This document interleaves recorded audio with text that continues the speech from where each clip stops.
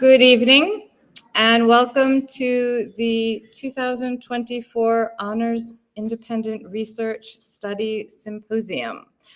I am Dr. Anna Bessoren, and it has been my privilege to have been working with these young women since the spring as they identified members in the community with whom the research that was done was in an area they wanted to pursue further. And I assisted them in helping set up a program for summer where they could engage in that research. And then in fall, they've returned to campus and are taking a course with me where they are learning how to, there's an odd echo, isn't there? Let's see. I don't know where Leanne is. Can we do anything about the echo? Maybe. So they've returned to campus with me, and they've been learning how to put together their findings in a research paper and in the presentation that you will see this evening.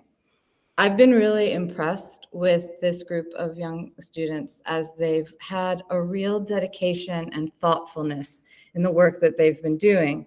And I have to say that I'm particularly proud that many of their mentors have similarly expressed that they were impressed with the girls and the level of caliber work that they were executing. So without any further statement from me, we will begin. The way that we will run this evening is that the girls are going to go through their talks in succession, and then at the end, we will open up to questions and ask everyone to please afterwards join us in the lobby for some refreshments and further discussion about the work that they've done. So without anything more from me, I give you the HERS 2024 research students.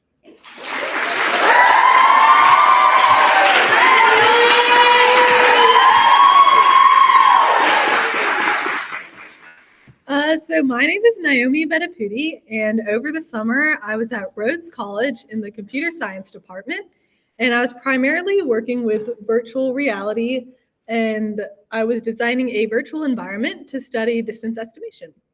So what is virtual reality? Virtual reality is the use of computer technology to simulate an artificial 3D environment.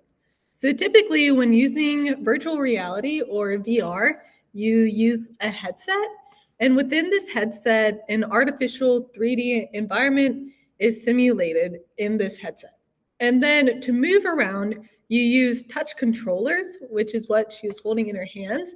And with the touch controllers, you can move around in virtual reality. However, typically when you move around in virtual reality, your distance estimation gets skewed. And so researchers at the Texas A&M University found that users underestimated the distance in VR by around 22%. And this is very important because as VR is becoming used more and more, it's also being used by people like firefighters to simulate dangerous environments that they can't really do in real life with beginners. So if firefighters are trying to simulate like a burning hallway and they're trying to run through this hallway, it's important that the virtual reality is as realistic as possible so that they can directly translate what they learned in VR to what they learned in real life.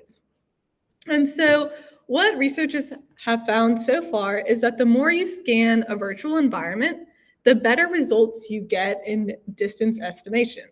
So what they found is that when looking at landmarkers in virtual reality, like in this image that I made with in virtual reality, there are buildings and streetlights and a street and sidewalks. And so all of these objects inside virtual reality helps people to get better distance estimation because they're able to perceive how far they are away from things based on the buildings and the objects near them.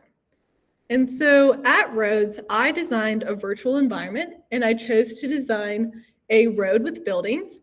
And this I thought could be used if a virtual reality company was trying to simulate, a firefighter running through the streets or just like a museum, something of that sort.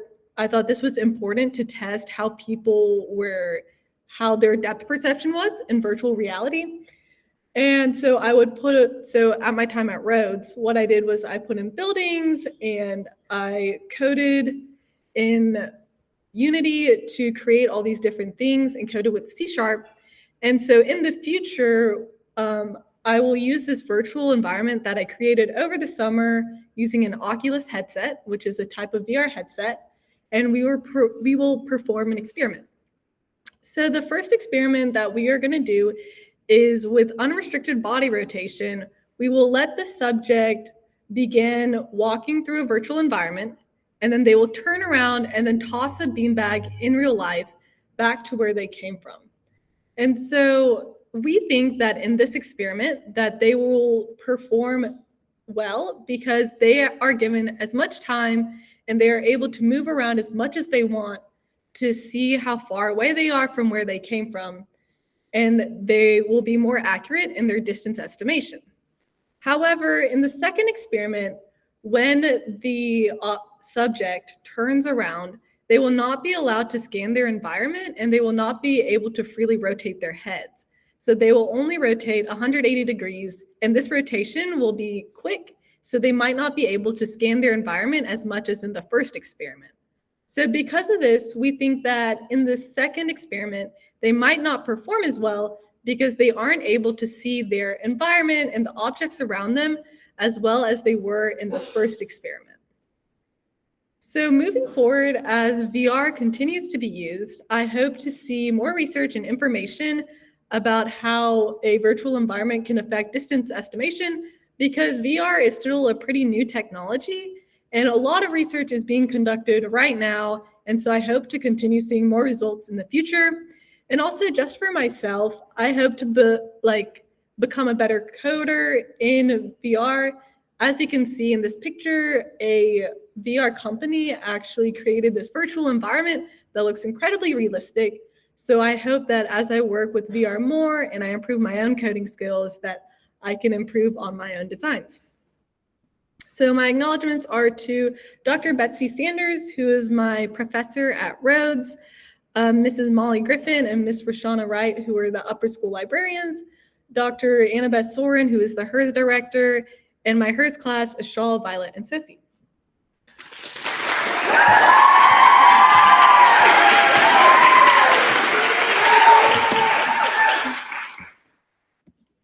Hi, my name is Mary Porterfield, and this summer I did research in inorganic and organic chemistry with Dr. Peterson and Dr. Eckenhoff at Rhodes College.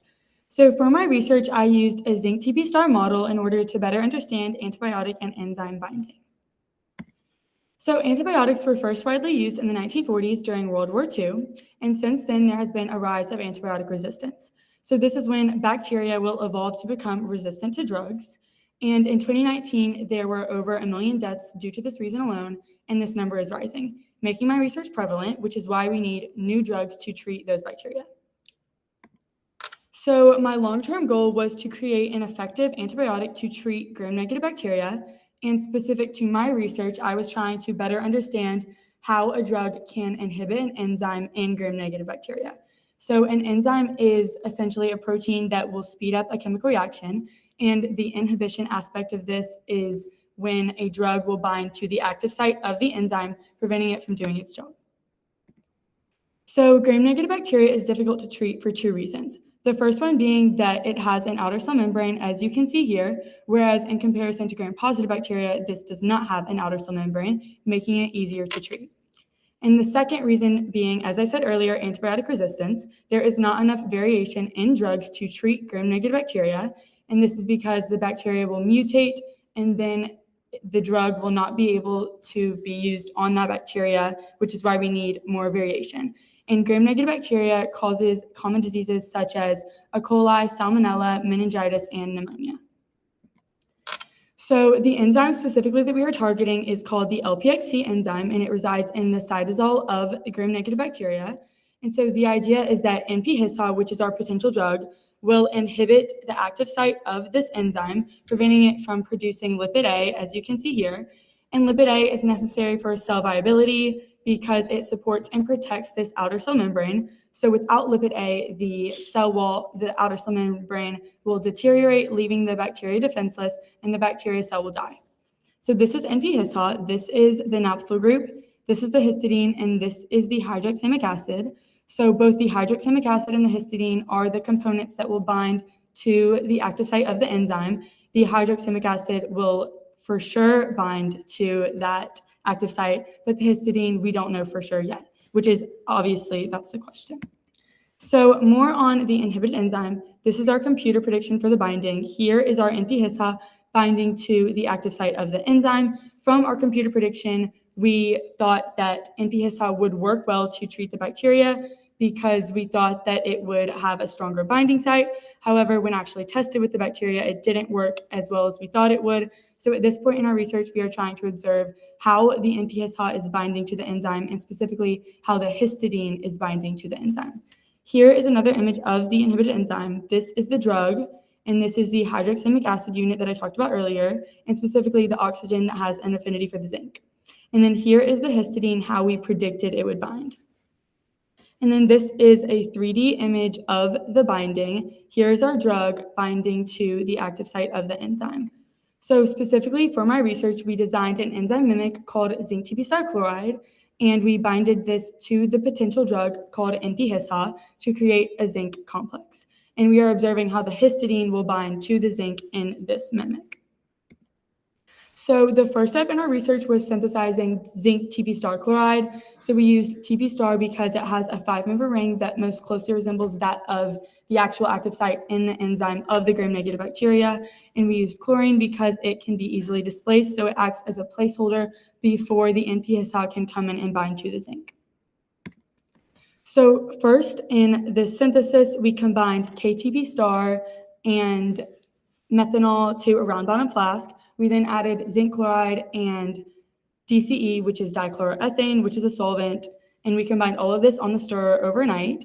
The next day, we rotovapped this, which is removing the solvent from the solution, and then we filtered this to remove unwanted products, and then we used a hexane DCE solution to wash it, which was removing the impurity. Next, we got an NMR of the sample. So an NMR is a nuclear magnetic resonance machine, which will essentially tell you what is in your sample. So more on NMR. Here are 2 graphs of NMR results before and after washing. As you can see here, we are looking specifically at the red peaks. So this is our impurity, and as you can see after, there is no more impurity, which is the goal, and then our zinc TP star chloride is pure and can be used in our binding experiment. So from this experiment, we had 3 variables. We first varied the percentage of DCE, which is dichloroethane, in the wash, our stir time, and the ligand. And the ligand is a molecule that will bond to a larger molecule, in this case the metal, and our ligand here was KTP star. So ultimately, we found that increasing the DC percentage in a smaller volume and having a shorter stir time and adding the ligand more slowly would allow us to have a higher percent yield. So with this higher percent yield of 30%, we were able to use the zinc TP star chloride in our binding experiment. So with the binding, we combined NP-HisHA and binded this to zinc TP star chloride. The next day, we found that our solution was opaque, which shows evidence of binding. After this, we rotowrapped to remove the solvent, and then we filtered it to remove unwanted product. Next, we washed it using a hexane DCE solution to remove the impurity. Then we got an NMR of the sample, which showed us that there was impurity in our sample. So then we washed this again, and the next step would be to get another NMR to show us if there is still impurity in our sample. So as I said previously, the next steps would be to finish purifying this zinc complex. Then using this zinc complex, we would get an X-ray crystal structure, which would show us a 3D image of how the histidine is binding to the complex. And this would help us with synthesizing a new drug in the future. So ultimately, we are on the path to creating this new drug that will treat gram-negative bacteria. I would like to give special acknowledgement to Dr. Eckenhoff and Dr. Peterson, who I worked with at Rhodes, and Miss Antoine, our librarian, and Dr. Soren and my Hearst classmates.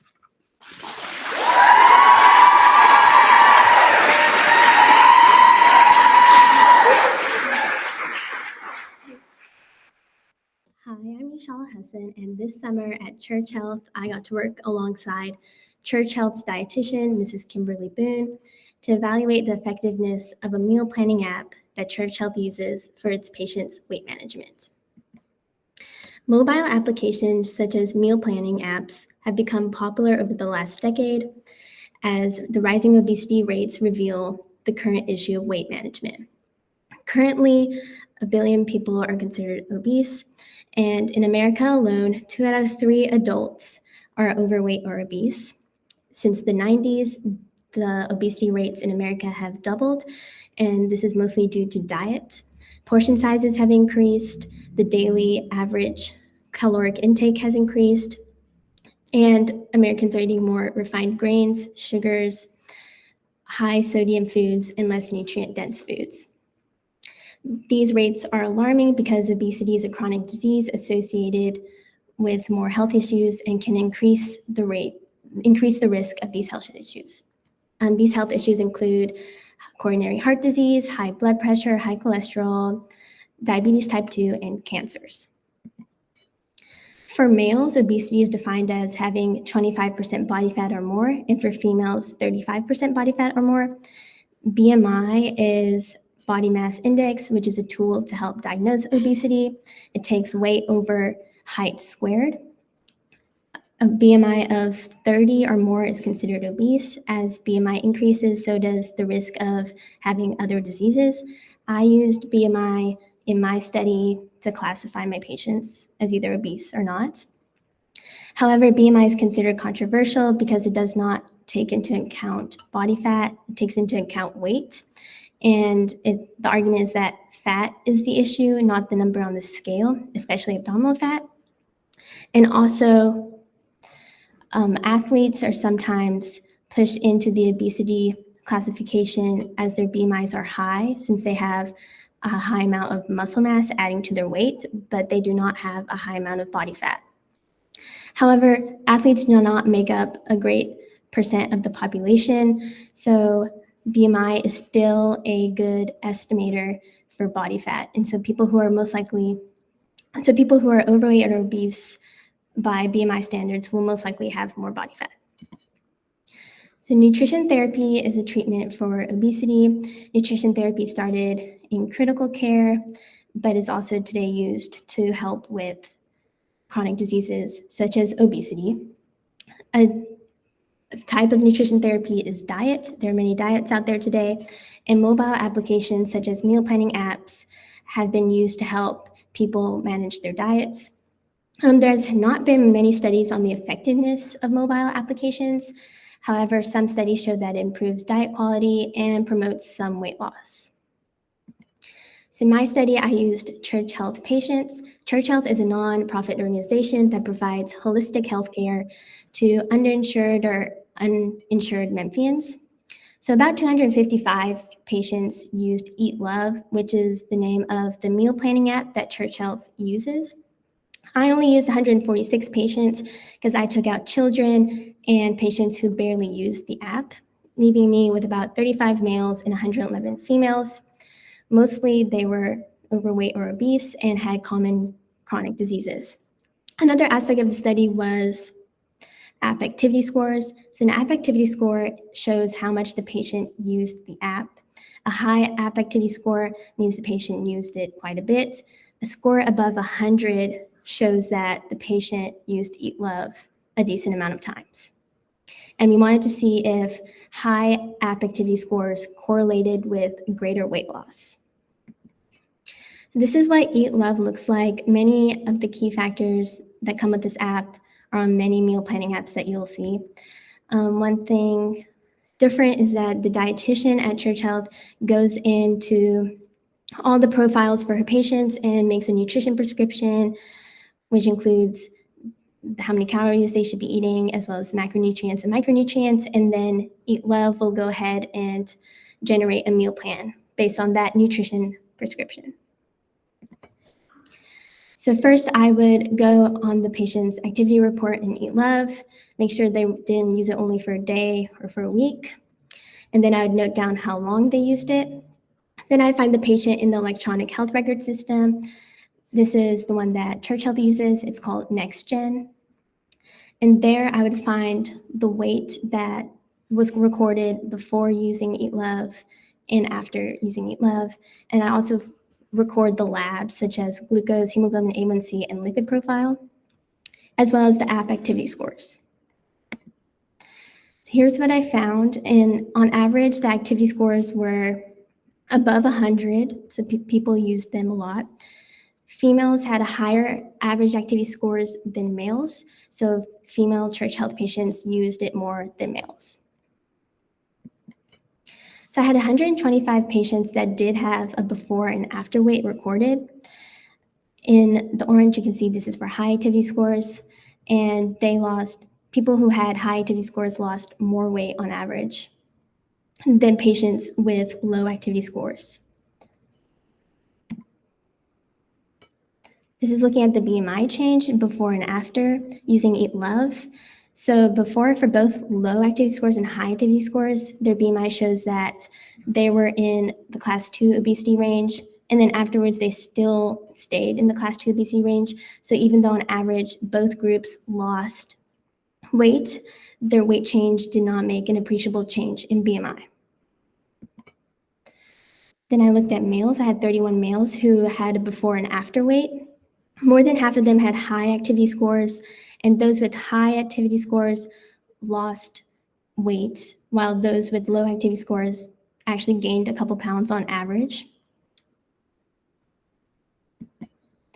I had 94 females who had a before and after weight, and 56 females had high activity scores, 38 females had low activity scores.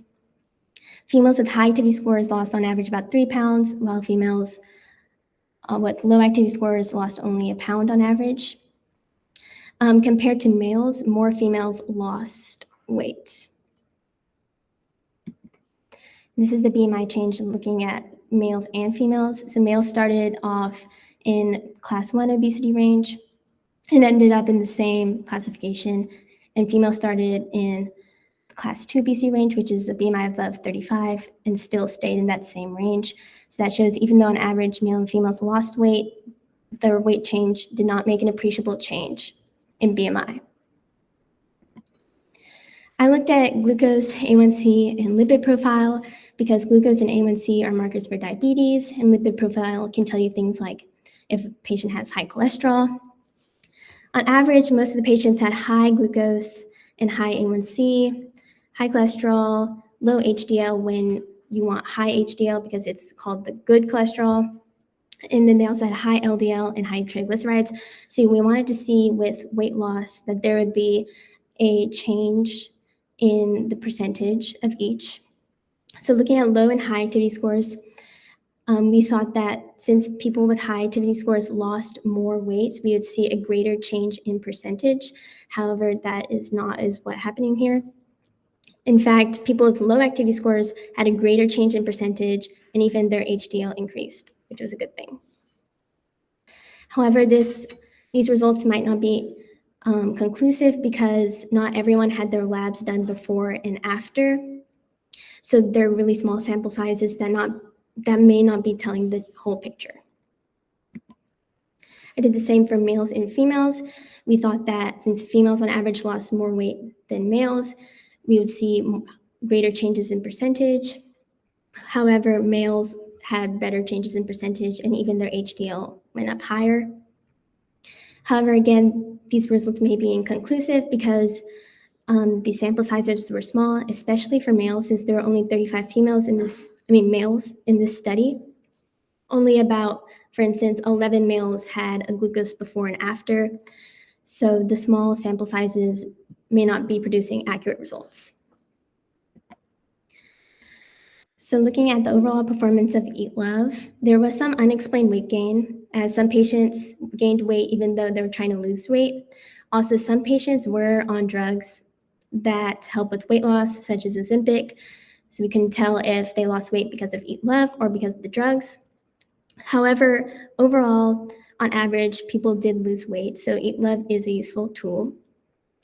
Going forward, I'd like to see a more controlled study. I'd like to see more data measured, especially of labs before and after, and also a larger sample size, especially for males, so that we can have more accurate results. And also, I would like to have patients use Eat Love for the same amount of time, because some patients use it for a month while some patients use it for an entire year. I'd like to thank Mrs. Kimberly Boone, the Church Health dietitian, as well as Mrs. Sharon Moore, Church Health's nutrition manager. I'd also like to thank Church Health and the Nutrition Hub, also Dr. Soren and the St. Mary's librarians, Mrs. Griffin and Mrs. Wright. And I'd also like to thank my HERS class, Naomi, Violet, and Sophie.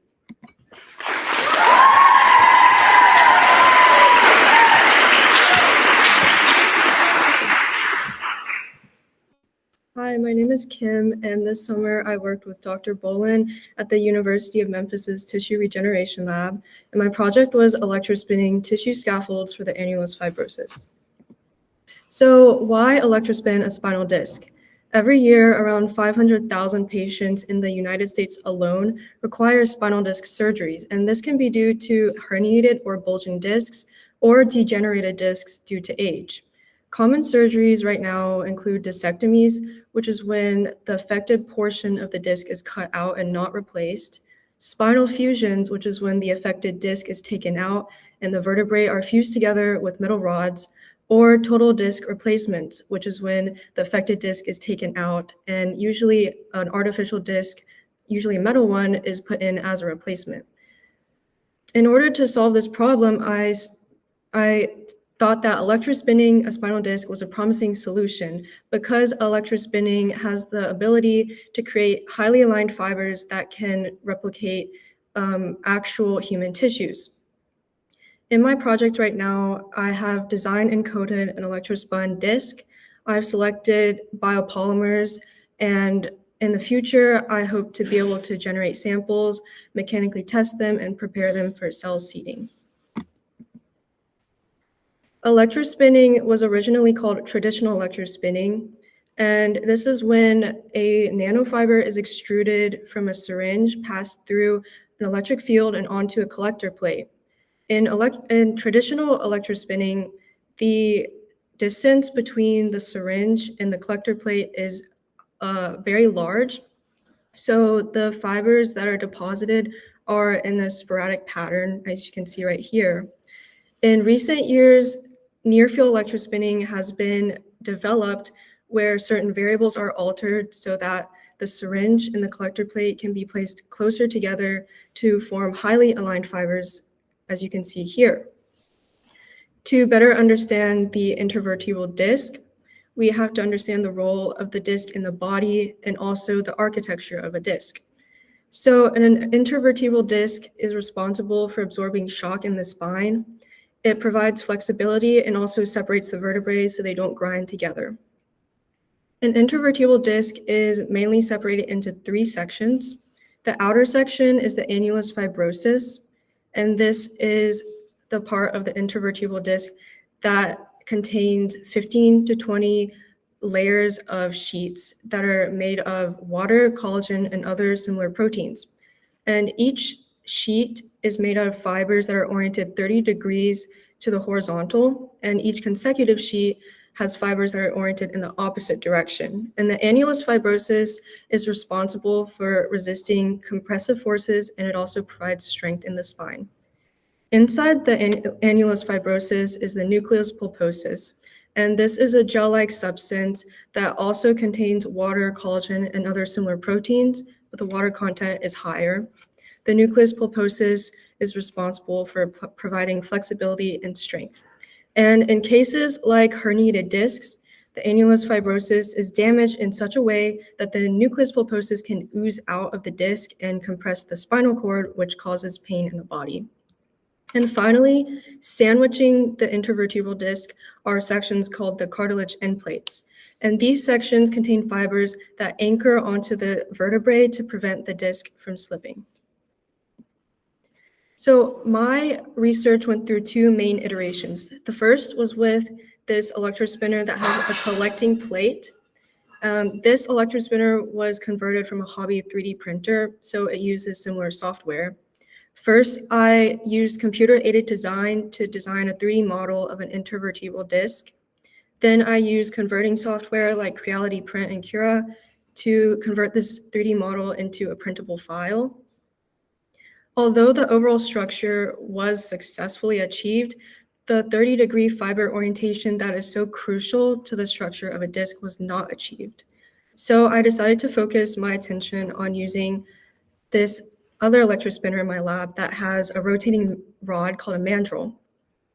I calculated that the velocity of the mandrel would need to be 6.149 revolutions per second, and there would need to be 553 steps of the stepper motor per rotation cycle with a wait time of 16 milliseconds. And through this method, the 30-degree fiber orientation was successfully achieved. The purpose of a scaffold is to provide the mechanical strength that is necessary for the disc until the cells that have been seated on the disc fully integrate with the body. To achieve this, I chose to blend polycaprolactone and polylactic acid to achieve the best mechanical results.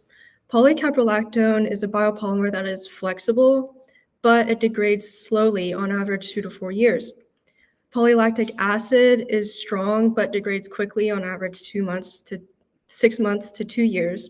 So by blending these two biopolymers together, I could get a biopolymer that was flexible and strong, and the degradation rates would balance out to be 1 to 2 years, which is optimal for the intervertebral disc scaffold.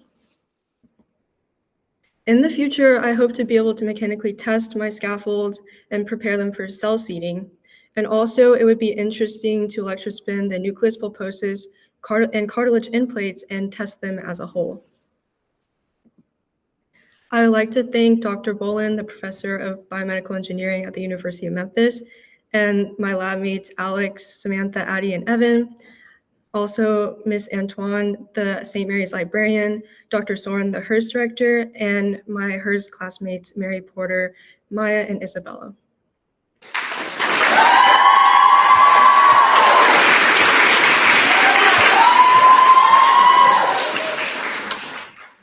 Hi, my name is Maya Iyengar, and this summer, I worked with Ms. Hamilton at the Community Legal Center to determine how changes in family law legislation impact children in Tennessee.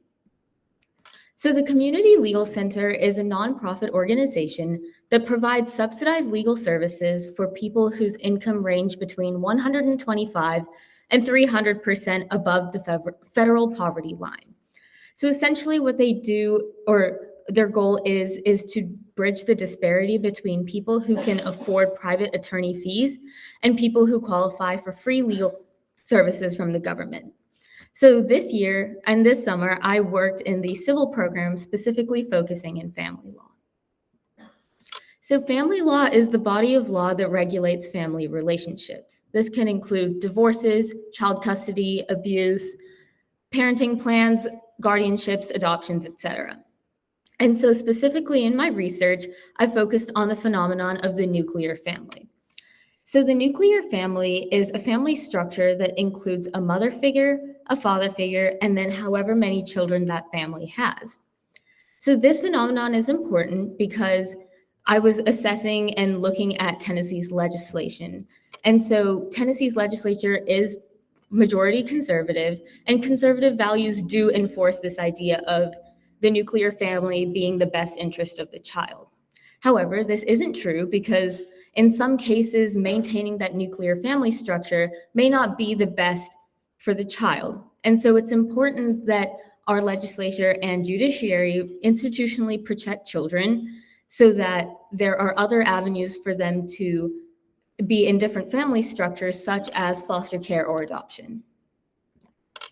And so this summer, I looked specifically at child support and parenting plans under the category of divorce, and then as well as child welfare and abuse. So just some statistics about divorces. As you can see in this graph right here, the rate for divorces in Tennessee have been consistently higher than the rate for divorces in the United States. And this has been for the past 5 years, as well as more back in the past.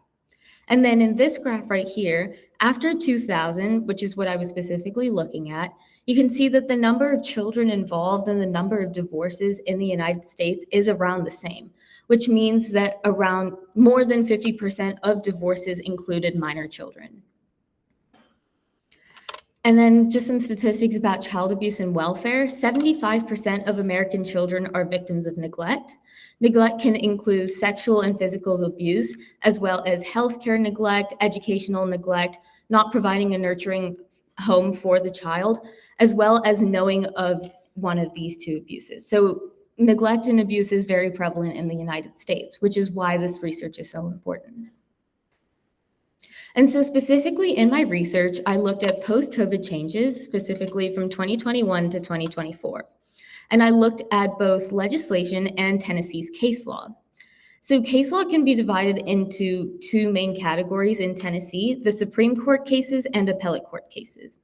So both of these cases, the decisions that are delivered from them set precedents, which are essentially decisions that will provide a way for trial courts to interpret the law.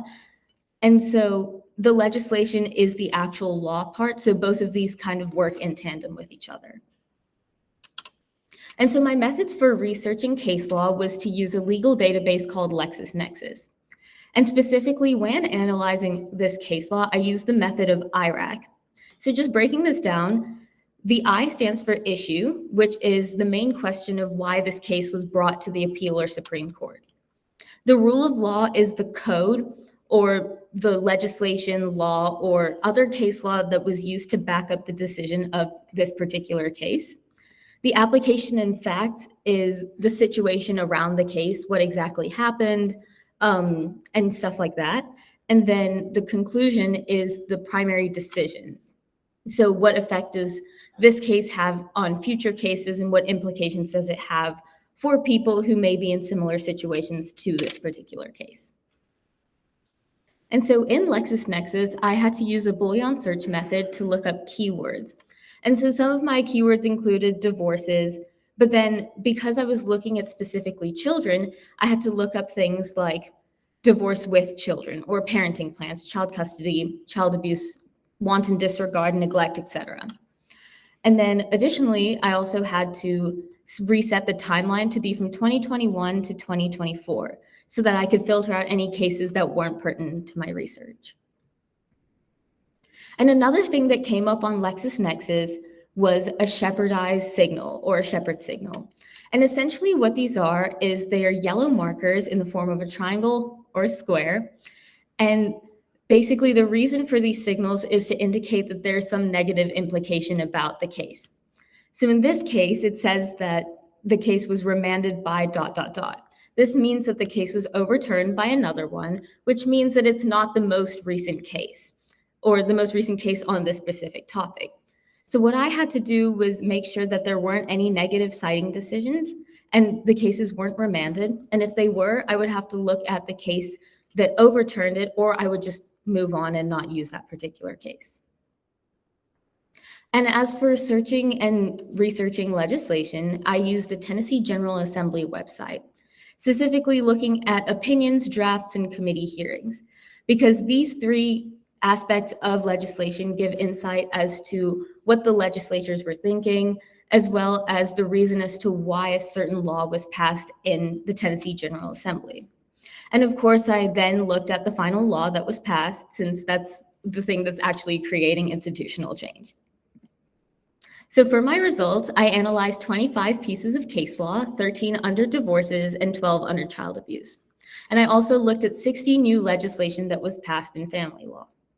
So what I found was that most divorce cases in Tennessee reinforce the nuclear family structure, whereas child abuse cases actually expanded factors to terminate parents' rights to ensure the child's best interest. So just an example of one of the divorce pieces of legislation I looked at. This is Senate Bill 1366 or House Bill 237, which is amending TCA Title 36 and 37. And so what it says right here is that it's deleting and substituting this following statement, which the court should have the widest discretion to order a custody arrangement that is in the best interest of the child.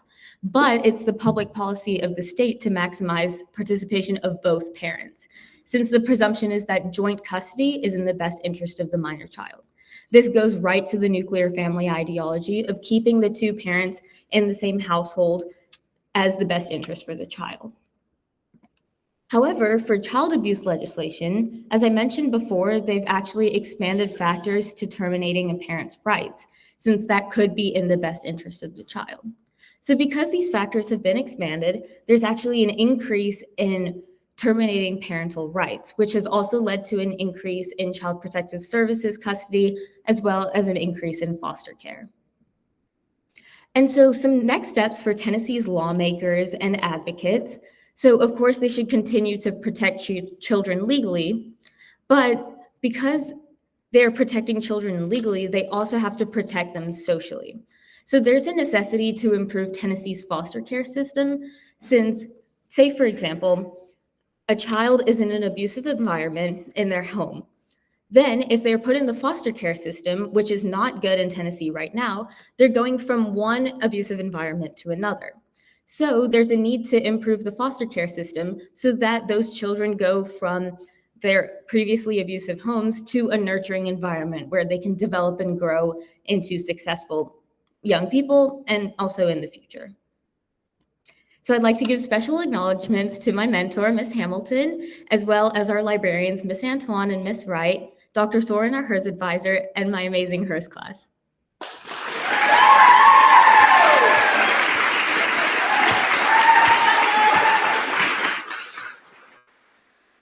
Hi, my name is Violet Rankin, and I spent the summer at the Memphis Zoo with Dr. Sheila Poo measuring parameters that contribute to post-release survival of captive-bred dusky gopher frogs.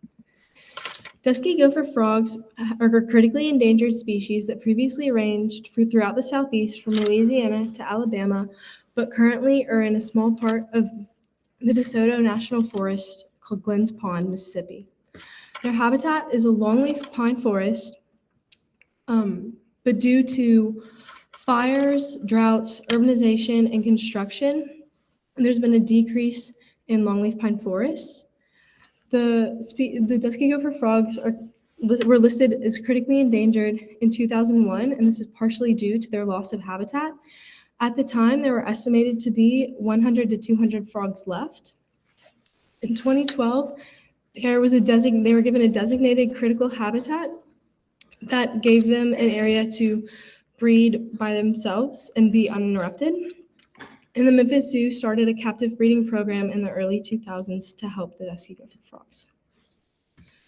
The extinction of the dusky gopher frogs can lead to an unhealthy ecosystem and have a negative biodiversity impact. If the dusky gopher frogs die out, then the spiders and crickets and small invertebrates and insects that they prey on will grow in population, and their predators of the dusky gopher frog will have less to feed on. About 3.8% of amphibians per year there's been a decrease in the overall amphibian populations, and about 41% of amphibians are currently threatened with extinction, and around 200 frog species are extinct. This large population decline and rise in extinction started in the 70s and 80s. The frogs that I worked with were kept in two habitats. The first one is a tank habitat. The tanks have damp moss at the bottom and a hide that they can go under, as well as a bowl of water. And they're fed crickets. The tanks are kept indoors, and there are juvenile frogs that are in the tanks. The second habitat was the pond habitat. And the pond habitat simulates the wild. They have a large pond in the middle, as well as plants and dirt surrounding the ponds. There are underground burrows, and the ponds are covered by netting to protect from predators. The pond frogs are not fed and have to get their own food. And there are both juvenile frogs and adult frogs kept in the ponds. These habitats simulate wild habitats and captive habitats. And the same tests are run for both, but only the juvenile frogs are tested. One of the first things I tested for was size. This was tested mass and snout vent length. For mass, we weighed the frogs, and for snout vent length, we measured from the snout of the frog to the vent, which is in between their legs. Also ran stress tests to test for corticosterone levels, which is a stress hormone that regulates the body's stress response. Did this by putting the frogs in a tub of water and letting them rest and collecting that water to get the base stress level. And then exchanging the water and putting the frogs in the container again, and tapping on the containers for 1 minute every 5 minutes for 30 minutes to stress the frogs out. That water is then thrown out, and the frogs are placed in new water and let to rest for 30 minutes, and this water is collected to get the elevated stress levels. The data for this stress test is still being analyzed at the lab, so I don't have that yet. Another test I did was microbiome. Microbiome lets us know what kinds of bacteria are developing on the frog's skin, if any. To collect this, you swab the frog on the back, stomach, both legs, and both feet. However, this data is also still being analyzed at the lab. The last test I ran was jumping to test the endurance and fitness of the frog. This is important so that the frogs, when released, can hunt and escape from predators. To do this, the frogs are put in this box and given a 10-second period to adjust to the box. And to do this, we tap the frogs. And when a frog is tapped 5 times and doesn't jump, that measures their exhaustion and they're considered exhausted. So its results. So snout vent length and mass both increased over time on the 3 months that we did tests. But pond frogs grew a little bit more than the tank frogs grew. Jumping decreased over the 3 months for both the pond and the tank frogs. This could be because they were getting used to their new environment of the jumping box, or because they had gotten used to the tests and just didn't want to jump. So far, the breeding program at the Memphis Zoo has been successful, and there have been over 4,000 tadpoles and over 4,000 frogs released back into the wild. Both the tank and the pond frogs have similar results from what I've tested. And it's important to go back to where they were released and observe the frogs and see how they're repopulating and the population's growing. Outreach is also important because it's important to make sure that the community knows what's going on at the Memphis Zoo and about the critically endangered dusky gopher frog. I would like to thank my mentor, Dr. Sheila Pooh, interns Catherine Hanks and Catherine Alton, Kelly Diamond, librarians Miss Griffin and Miss Wright, Dr. Soren, and my Hearst class.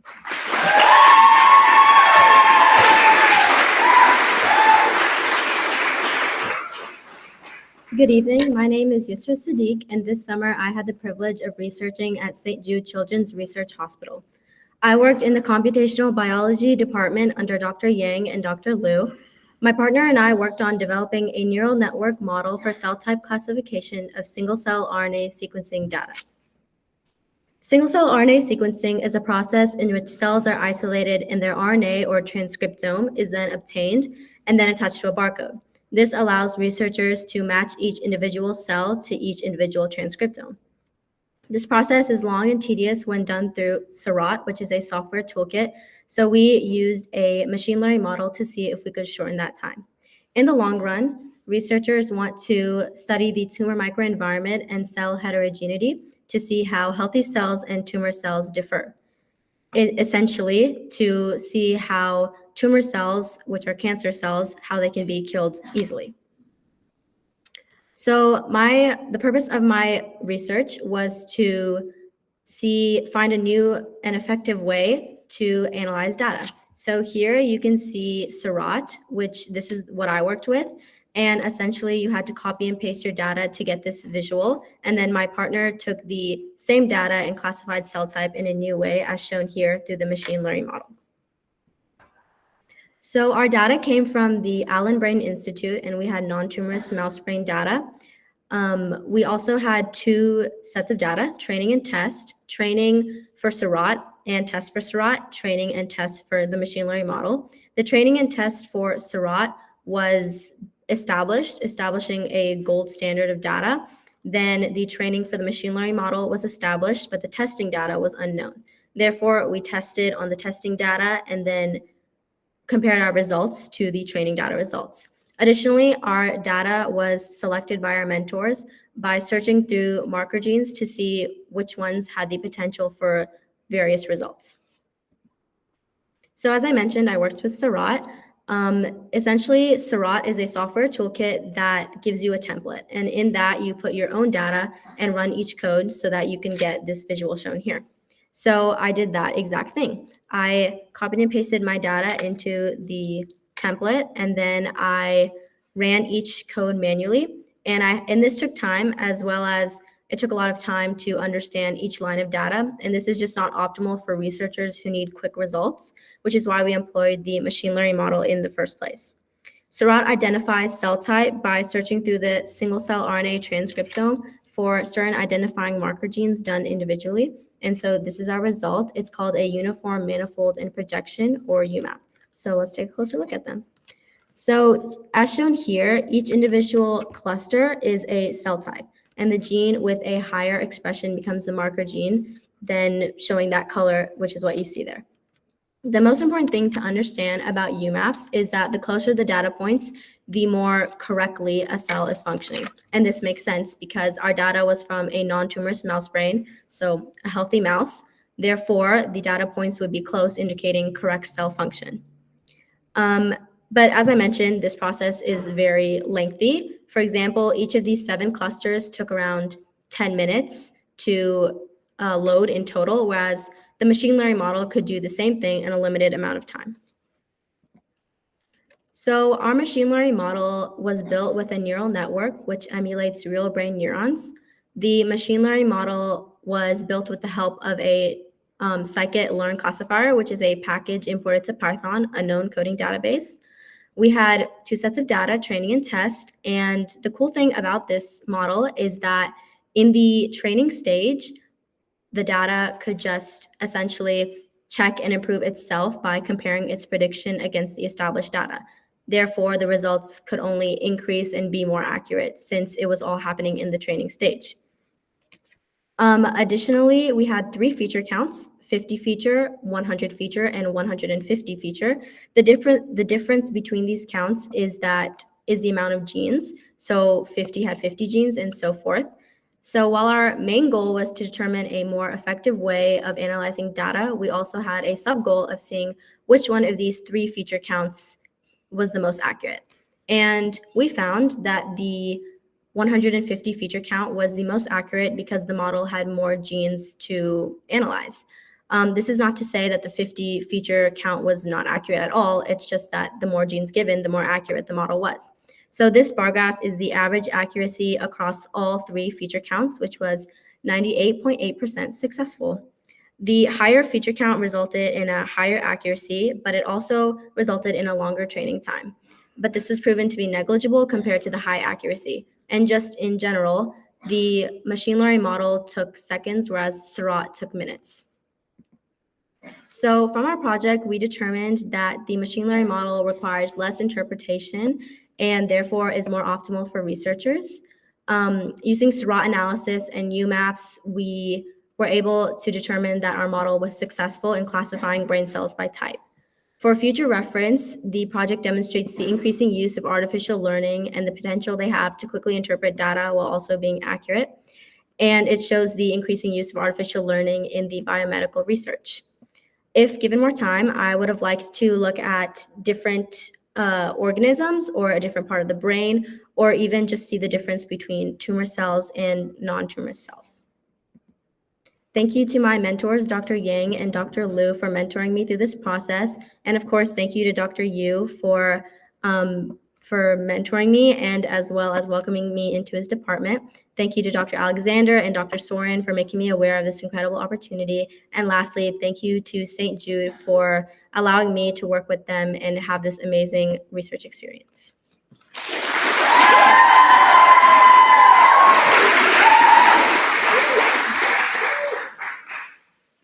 Hi, I'm Isabella Tamburino, and I had the pleasure of working with Dr. Karen Kahn through the psychology department at Rhodes to analyze how story sharing circles impact kindergarten students' academic readiness. Some background about why story sharing matters. Humans are natural-born storytellers, and it's how we make sense of the world around us. Story sharing has been seen to promote moral development, sense of self, perspective-taking skills, and literacy skills. Two important aspects of the story that I wanted to focus on in my research was landscape of action versus landscape of consciousness. Landscape of action is the whom, when, and where of the stories, specifically the setting, plot, dialogue, and characters of the stories. Then the landscape of consciousness enriches that landscape of action by adding in emotions, feelings, and intentions. This helps us to understand why the characters did what they did in the story and overall makes the story more complex. Socioeconomic status is an important factor of my research because it affects both physical and mental health. Low socioeconomic status impacts many different aspects of life, and the one that I wanted to focus on was its effects on academic performance. Kids from a lower socioeconomic area are more likely to enter kindergarten with less linguistic knowledge than their peers who come from a higher socioeconomic area. So as you can see in this graph here, 28% of high-achieving students in first grade come from a lower-income household, while 72% of high achievers in the first grade come from a higher-income household. So you can see the relationship between academic performance and socioeconomic status. So we wanted to give kids who come from a challenging environment, we wanted to give them an outlet for expression in these circles so that they could understand the world around them better, and ultimately this would set them up for success both academically and just in life in general. Peer influence was another important factor of my research, specifically peer group culture. Peer group culture is when the kids work together to establish the norms of storytelling and tell us what they want to get out of the story sharing circles. So this was established by the children, and two factors that we wanted to incorporate into the story sharing circles was adult-child versus child-child interactions. Adult-child interactions are interactions between an adult and a child where the children are learning how to incorporate language within the context of a story. And so they're hearing model language from the adults in their lives like teachers and parents. Child-child interactions are interactions between a child and a child where the children are learning how to act and make sense of the world around them by listening to their peers' stories and asking questions of those stories as well as telling their own stories. And so both of these interactions were used in our story sharing circles. For my procedure, the story sharing circles took place over a month-long summer camp at the Porterleith Head Start School on American Way. We began the month doing pre-assessments of all the children in our class with doing 15 mini games. Two specific games that we wanted to focus on was one where we had the children answer comprehension questions about a story that we just told them, and the story included both aspects of landscape of consciousness and landscape of action. The second game that we wanted to focus on is where we asked the kids to tell us a story about a time that they felt sad. We recorded it, and then we saved it to use at the end of the month to compare to see if their stories had gotten more complex over the course of the month. After we had finished the individual pre-assessments, we then split the kids up into groups of about 8, which were their story sharing circle groups. In the story sharing circles, we had a facilitator who began the circles every time with a model story that showed complex language and an overall complex story with both landscape of action and landscape of consciousness.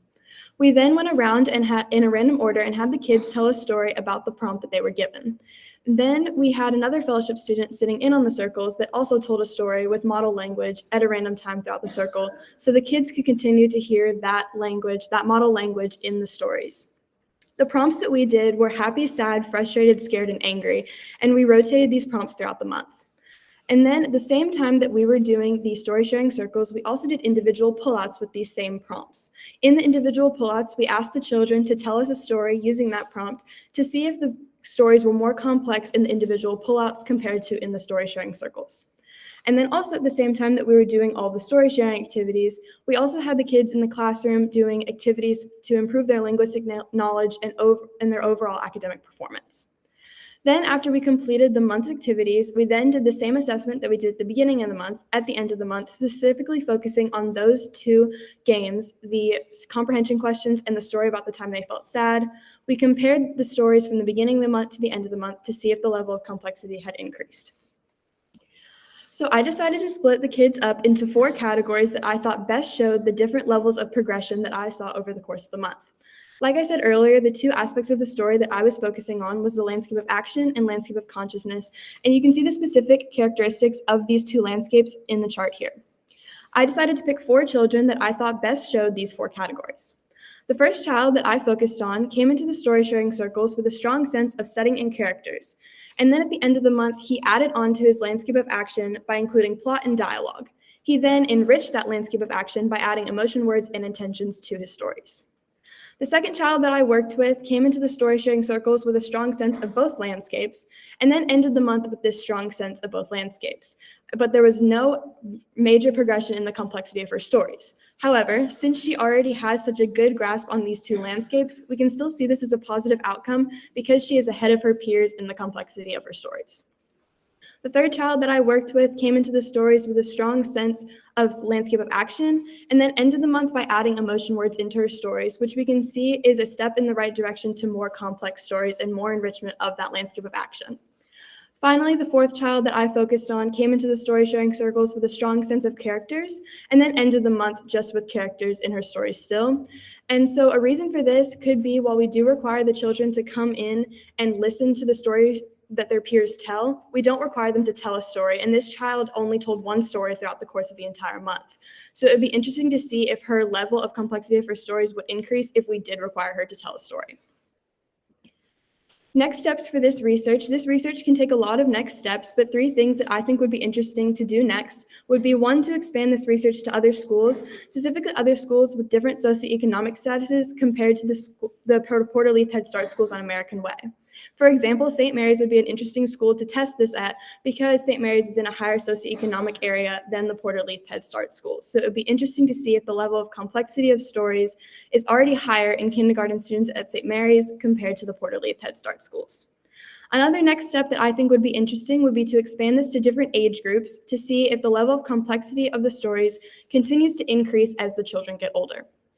Finally, a next step that I think would be interesting would be to follow the group of kids that we are currently working with that are in kindergarten and follow them through lower, middle, and high school to see if the story sharing circles end up setting them up more for higher academic performance and just better complexity of their stories over time. In conclusion, I would like to thank my mentor, Dr. Kahn, Dr. Soren, our HERS director, all the fellowship students that I worked with this summer, and all of my HERS classmates.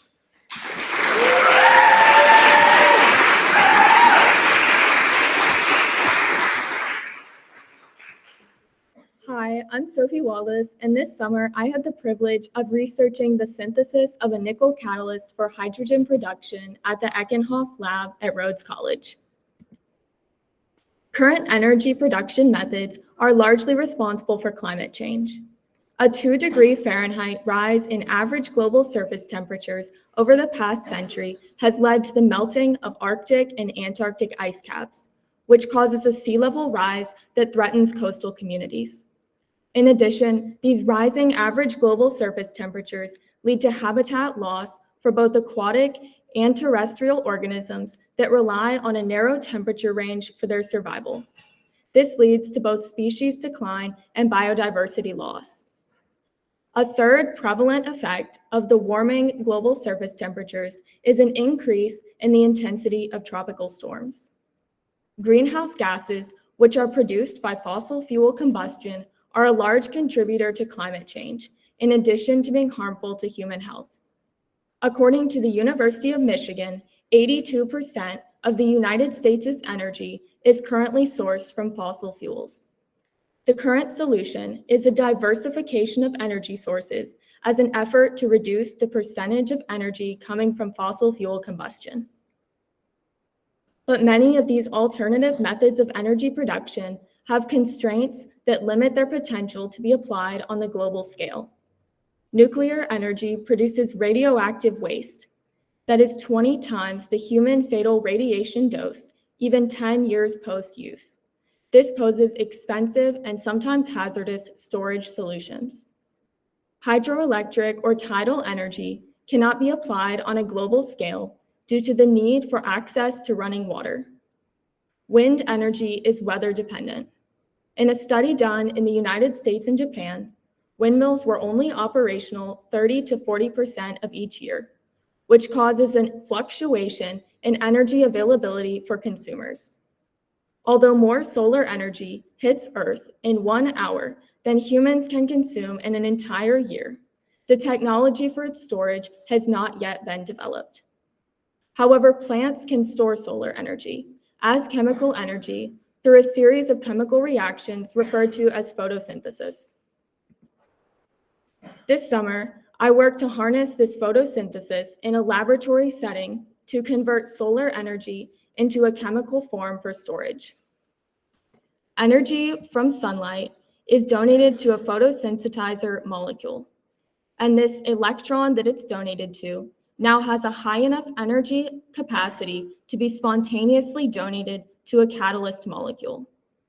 The catalyst molecule pairs each electron with a proton from the water-splitting half of photosynthesis that I didn't focus on this summer to create half of a hydrogen molecule.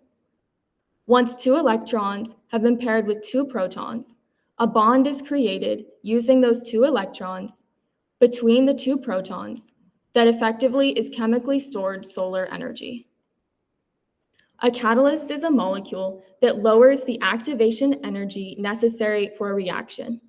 In this case, the catalyst nickel 5NO2T-salfin lowers the activation energy necessary for the reaction. 2 negative electrons plus 2 positive protons gives you hydrogen gas, allowing the reaction to occur spontaneously under standard conditions. These are the 5 central atoms of the catalyst molecule. And the first step in this process is the catalyst receiving a proton from the water-splitting half of photosynthesis. This hydrogen ion or proton, shown in pink, bonds to the sulfur, which is attached to a central nickel atom with a charge of 2+.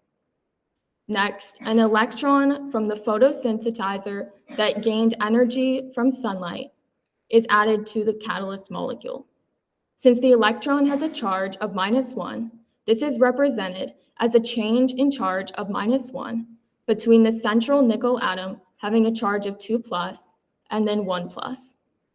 Next, a second electron is gained from that photosynthesizer that was experienced sunlight. And this brings the atom of the catalyst from 1+ to 0.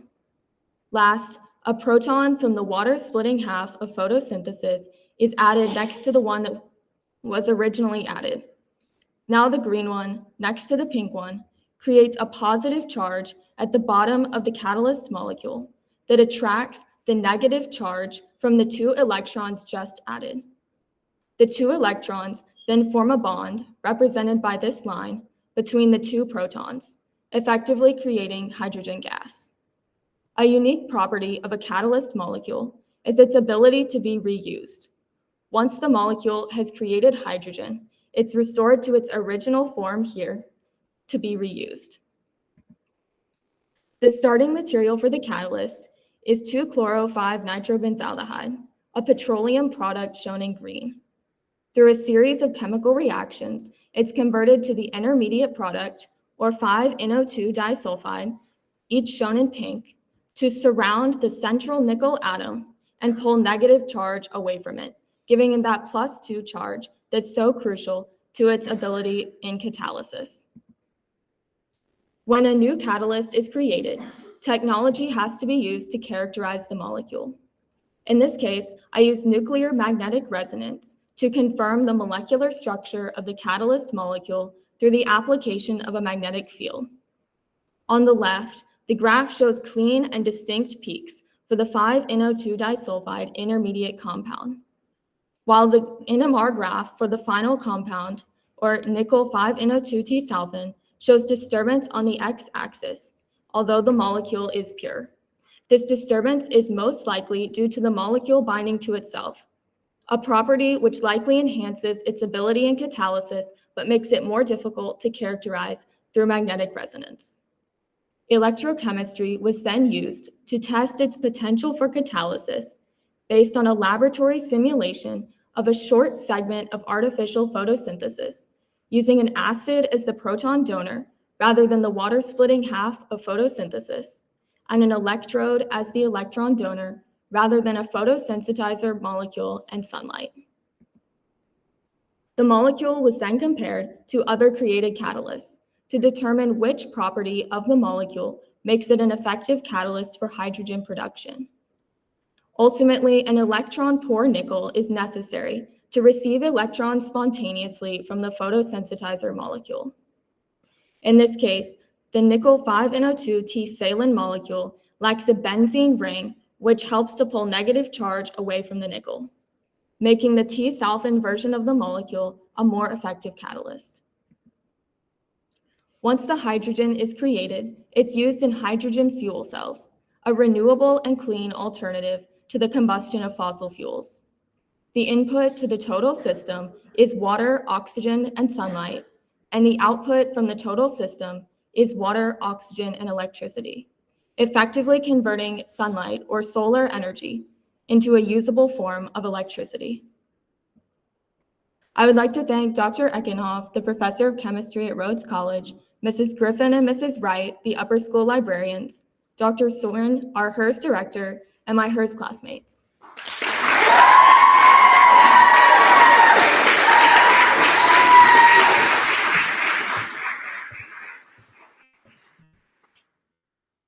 So I think what perhaps is most obvious after hearing the diversity of topics that our students were able to do this summer is that HERS would not be possible without the generous contribution of the mentors who are willing to take on these students and give them a really unique high school experience of conducting research, seeing what it's like in a lab or in a community service situation, and really understanding what goes on.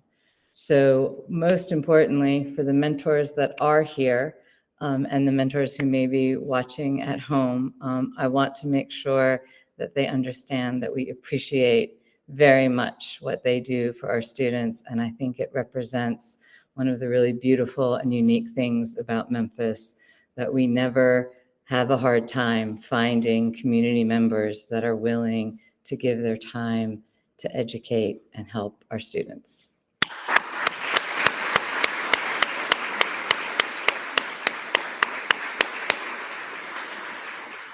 What I will say now is if there is anyone who has questions, the girls will be happy to answer those questions, I think, whether they admit that or not. So we'll have a short Q&A period, after which, as I mentioned, please do join us in the lobby. Approach the girls then if you would like to ask anything, enjoy some of the refreshments, and just have a good evening. And thank you so much for being here.